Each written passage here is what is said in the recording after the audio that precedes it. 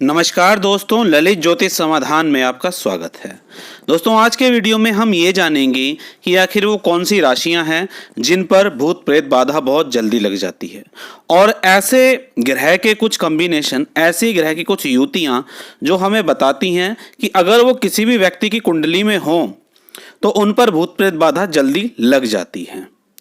तो चलिए दोस्तों, वीडियो की शुरुआत करते हैं और हम सबसे पहले लेते हैं कर्क राशि।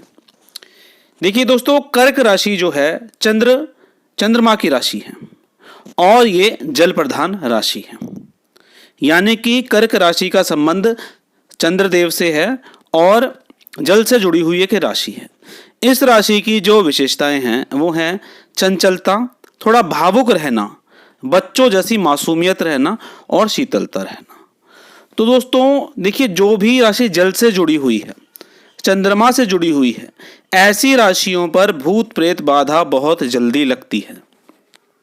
क्यों लगती है? क्योंकि जल में आप किसी भी विषैली चीज को घोलेंगे तो वो बहुत जल्दी घुलेगी। मान लीजिए अगर इसकी बजाय यहाँ पे सिंह राशि होती, तो सिंह राशि अग्नि तत्व राशि है, सूर्य देव इसके देवता हैं, तो अग्नि में इतनी जल्दी किसी चीज को नहीं मिलाया जा सकता। वहीं अगर हम कर्क राशि की बात करें तो राहु का प्रभाव कर्क राशि पर बहुत ही अधिक जल्दी होता है। ऐसे लोग अमूमन किसी की बात सुन भी लेते हैं तो भी इनके मन में ऐसा भय बैठ जाता है कि ये भूत प्रेत बाधा से ग्रसित हैं। कर्क राशि वाले लोग अमूमन किसी भी ऐसे चौराहे से गुजर जाएं जहां किसी के नाम का टोना और टोटका किया हो तो इन पर चीजें जल्दी लग जाती हैं। किसी भी व्यक्ति पर अगर नकारात्मक ऊर्जा है और कर्क राशि वाले लोग ऐसे लोगों से अगर मिल भी लें तो भी उस नेगेटिव ऊर्जा के जो नेगेटिविटी है ऐसे लोगों के ऊपर आ जाती है। तो कर्क राशि वाले लोगों को अपना चंद्रमा बहुत अच्छा करके रखना चाहिए। दूसरी राशि अगर हम बात करें तो दूसरी राशि है दोस्तों वृश्चिक राशि। देखिए दोस्तों, अगर आपकी जन्म कुंडली में चंद्रदेव वृश्चिक राशि में है तो आपकी राशि मानी जाएगी वृश्चिक राशि। और ऐसी स्थिति में चंद्र बहुत ही अधिक कमजोर हो जाते हैं। ऐसी लोगों में प्रतिशोध की जो भावना होती है वो बहुत ज़्यादा होती है और जो भावुकता का क्षेत्र है वो बहुत बिखरा हुआ रहता है। मतलब चंद्रमा की जो बहुत अच्छी वाली क्वालिटीज़ हैं उनमें विघ्न आ जाता है, उनमें आपको कुछ ना कुछ कमियां देखने को मिलेंगी, क्योंकि चंद्रदेव इस राशि में स्थिर नहीं होते, उनको कुछ ना कुछ समस्याएं झेलनी ही पड़ती हैं। और जैसा कि मैंने पहले बताया था कि चंचल होना, भावुक होना, शीतलता होना, ये जो चीज़ें हैं ये किसी व्यक्ति में होंगी तो सही, लेकिन इस तरीके से कि सामने वाला व्यक्ति उनकी चंचलता को, उनकी भावुकता को या उनकी मासूमियत से फ़ायदा उठा लेता है। तो वृश्चिक राशि वाले जो लोग होते हैं इन पर राहु का प्रभाव अगर हो जाए या नेगेटिविटी अगर इनके ऊपर आए तो इनको समस्याएं जल्दी पकड़ती हैं। क्यों जल्दी पकड़ती हैं? क्योंकि चंद्र यहाँ पर स्थिर नहीं है, वो अपनी जो खूबियाँ हैं, क्वालिटीज़ हैं, उनको मेंटेन नहीं कर पाता। और जब नहीं कर पाता तो इसके जो शत्रु ग्रह हैं, राहु के अंडर जो नेगेटिविटी की शक्तियाँ आती हैं वो ऐसे व्यक्तियों को जल्दी पकड़ लेती हैं। बातें सेम वही रहेंगी कि व्यक्ति अगर चौराहे से गुजरेगा तो उसे दिक्कत हो जाएगी, व्यक्ति अगर किसी ऐसे व्यक्ति से मिलेगा जिसको नेगेटिविटी की समस्या है तो उसको वो नेगेटिविटी की समस्या जल्दी पड़ लेगी, या वो अगर भूत प्रेत जादू टोने जैसे नाटक देखेगा तो उसको भी समस्याएं जल्दी होंगी। तो वृश्चिक राशि वाले लोगों को भी अपना चंद्र बहुत मेंटेन करके रखना चाहिए, उसके उपाय करते रहने चाहिए। उपाय मैं वीडियो के अंत में जरूर बताऊंगा। देखिए दोस्तों, अब हम ऐसे कुछ युतियों के बारे में बात करेंगे जो व्यक्ति की चाहे राशि कोई भी हो, लेकिन अगर उसकी जन्म कुंडली में राहु और चंद्रमा का कॉम्बिनेशन बन रहा है तो उसे समस्याएं आएंगी ही आएंगी। क्यों आएंगी? क्योंकि चंद्रदेव संबंध रखते हैं जल से और राहु चंद्रमा को पूरी तरह ग्रास लेता है। अगर किसी भी व्यक्ति की कुंडली में ये योग है तो उसके मूड स्विंग्स आपको बहुत देखने को मिलेंगे। कभी उसका मूड इस टाइप का होगा, कभी दूसरे टाइप का होगा। अभी वो किसी और चीज़ की बात कर रहा है और कुछ ही मिनटों बाद बिल्कुल अलग चीज़ की बातें वो करने लगेंगे। उनका मन बिल्कुल ऐसा होगा कि वे सुख में भी दुख को खोज लेंगे। दुख को खोजने की प्रवृत्ति इनकी बन जाती है और मन को पूरी तरीके से ग्रास लेता है राहु।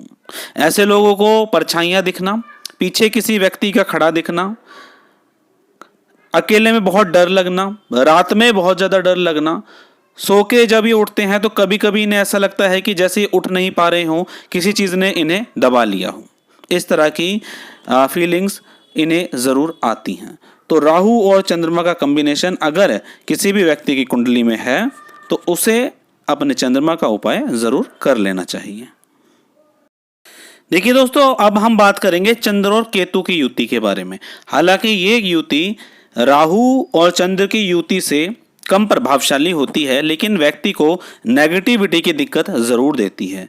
इस युति में अमूमन बचपन से ही बच्चों को कुछ ना कुछ दीवार पे दिखाई देना, कुछ ऐसी परछाइयाँ दिखाई देना जो उन्होंने नहीं देखी, या ये लोग नेगेटिविटी को बहुत जल्दी फील कर लेते हैं, अपने पास भी और किसी व्यक्ति के पास भी। लेकिन समाधान पता ना होने के कारण इन्हें जीवन भर इस तरह की परेशानियां आती हैं। और अगर कोई व्यक्ति जिसकी कुंडली में ये युति बनी हुई है अपने चंद्रमा या केतु का उपाय नहीं करता तो उसे निश्चित तौर पर जीवन भर ही दिक्कत झेलनी पड़ती है।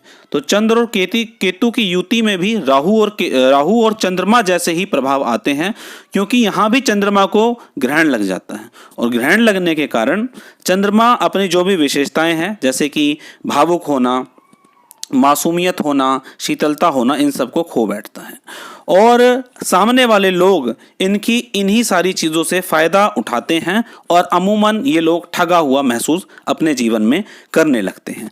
तो चंद्र और केतु की युति जब भी होती है तो व्यक्ति को नकारात्मक ऊर्जा, नकारात्मक सोच बहुत जल्दी पकड़ती है और ऐसे लोग डिप्रेशन का शिकार भी बहुत जल्दी हो जाते हैं। देखिए दोस्तों, जो अगली युति है वो है चंद्रमा और शनि की। हालांकि कुंडली में इस योग को विष योग के नाम से जाना जाता है और ये योग बहुत ही बुरा माना जाता है। अगर किसी भी व्यक्ति की कुंडली में ये योग है तो आप यूँ समझ लीजिए कि व्यक्ति जीवन भर बस ऐसे दौड़ता रहता है जैसे किसी व्यक्ति को एक ऐसे घोड़े पर बिठा दिया गया है जैसे कि वो अंधा घोड़ा हो और वो व्यक्ति बस दौड़े जा रहा है। ये तो हुई विष योग की बात। इसमें व्यक्ति को अपना उद्देश्य कभी कभी जीवन भर भी नहीं पता चल पाता कि उसे करना क्या चाहिए।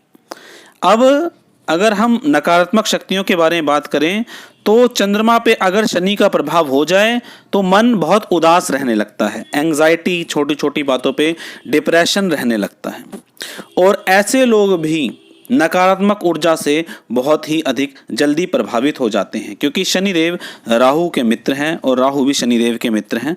तो ऐसे में व्यक्ति क्योंकि डिप्रेशन में जल्दी जाता है। और आप इस चीज़ को बहुत ध्यान से समझिए कि अगर किसी भी व्यक्ति की पॉजिटिव ऊर्जा घट रही है, अगर किसी भी व्यक्ति की पॉजिटिव ऊर्जा घट रही है तभी उस व्यक्ति के अंदर नकारात्मकता अपनी जल्दी जगह बना लेती है। ऐसे लोगों में नकारात्मक शक्तियाँ डिप्रेशन के कारण कई कई सालों तक छुपी रहती हैं और ऐसे लोग जब भी कहीं इलाज कराने जाते हैं और जैसे ही इलाज शुरू करते हैं तो इन्हें दिक्कतें आनी शुरू हो जाती हैं और ऐसा लगता है कि हमें इलाज की वजह से दिक्कत आई है, जबकि ऐसा होता नहीं है। तो अगर इस तरह की दिक्कतें आपके साथ आएँ तो उस इलाज को ज़रूर पूरा करें ताकि नकारात्मकता शरीर को छोड़कर पूरे तरीके से चली जाए। अब देखिए दोस्तों, जो अगला कॉम्बिनेशन है वो है राहु और शनि का। इसे श्रापित योग भी बोलते हैं और इस योग में शरीर पर छोटे छोटे नीले निशान पड़ जाना, ठीक है, अपने आप पड़ जाते हैं निशान और व्यक्ति को तरह तरह की समस्याएं आती हैं।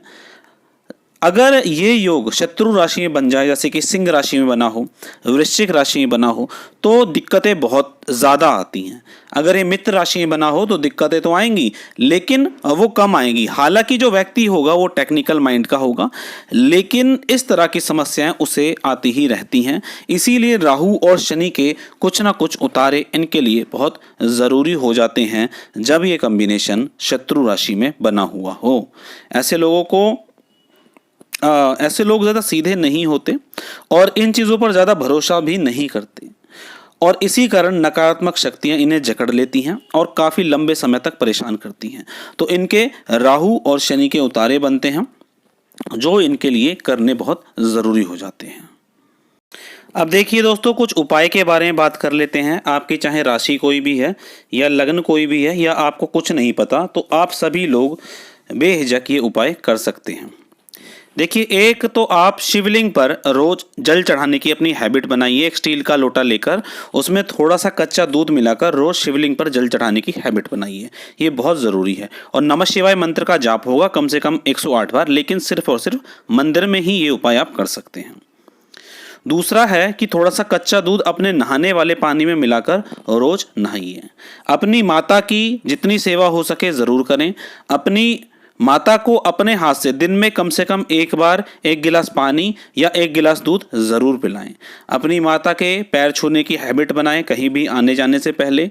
कोई भी आपकी माता समान स्त्री है तो उसकी अगर आप हेल्प कर सकते हैं तो ज़रूर करें और उनके पैर छूने की हैबिट ज़रूर बनाएं। महिलाओं का मान सम्मान करने की आदत ज़रूर डालें। महिलाओं को या अपने डेली रूटीन में जो भी लोग माँ और बहन से संबंधित गालियाँ देते हैं, ये बहुत गलत होता है। इस तरह की गालियाँ अपने जीवन में अगर आप देते हैं तो इन्हें ज़रूर हटाइए। चांदी आप किसी ना किसी रूप से ज़रूर धारण करें। देखिए, 2 एकादशी पड़ती हैं। एक पड़ती है अमावस्या से पहले और एक पड़ती है पूर्णिमा से पहले। तो दोनों एकादशी का व्रत आप ज़रूर रखें। घर में अगर कोई भी टूटी, कोई भी टैप लीक है या घर में किसी भी प्रकार से किसी भी पाइपलाइन से लीकेज है तो उसे ज़रूर ठीक करा लें। पानी ज़्यादा से ज़्यादा पिएं। सुबह उठते ही 2 गिलास और रात को सोने से पहले 2 गिलास पानी पीने की हैबिट ज़रूर डालें। देखिए, लास्ट में एक चीज़ बता देता हूँ। जिन लोगों को अपने बारे में कुछ भी नहीं पता, उनके या तो माता से संबंध खराब होंगे या उनकी माता बहुत बीमार रहती होगी। मतलब माता से उन्हें जीवन में ज़रूर परेशानियां आ रही होंगी किसी ना किसी प्रकार से। और आप कितने भी उपाय कर लें, लेकिन अगर आप अपनी माता के लिए कुछ नहीं करते तो ये सारे उपाय विफल हो जाएंगे। इसीलिए अपनी माता की सेवा ज़रूर करें। उनको खुश रखने की अपनी तरफ से ज़रूर कोशिश करें, चाहे उनका बिहेवियर आपके प्रति कुछ भी हो। तो दोस्तों, ये हमने अंत में कुछ उपाय जाने और राशियां जानी जिन पर भूत प्रेत बाधा जल्दी लग जाती है। तो दोस्तों, इस वीडियो को आप अपने दोस्तों और रिश्तेदारों तक पहुंचाइए ताकि वो इस वीडियो का लाभ उठा सकें। तो चलिए दोस्तों, इसी के साथ मैं आप सभी से विदा लेना चाहूँगा। नमस्कार दोस्तों, जय श्री राम।